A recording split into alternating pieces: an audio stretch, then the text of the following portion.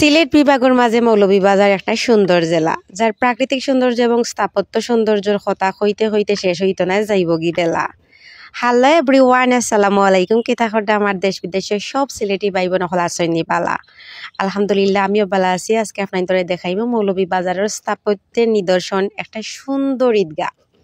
এটা পড়ছে মৌলভীবাজার শাহ মোস্তফা রোড।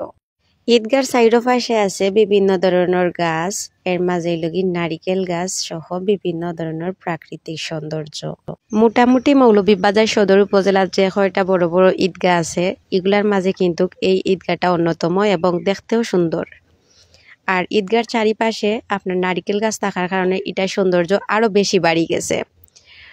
প্রতি ঈদ অর্থাৎ রোজা ঈদ হন বরখা ঈদ হন এখানে কিন্তু 2 থেকে 3টা জমাত হয়, আর হাজার হাজার মানুষ কিন্তু ইকানো আইয়া জমাত করেন।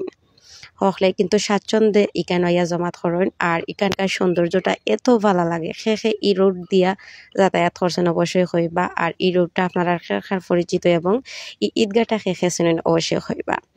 আর মৌলভীবাজারের সৌন্দর্যের কথা আর হইয়া শেষ করা যাইতো না, এত এত সৌন্দর্য। যাই হোক, ভিডিও ভালো লাগলে শেয়ার করবা। সব ভালো থাকবা, সুস্থ থাকবা, নিরাপদে থাকবা। আসসালামু আলাইকুম।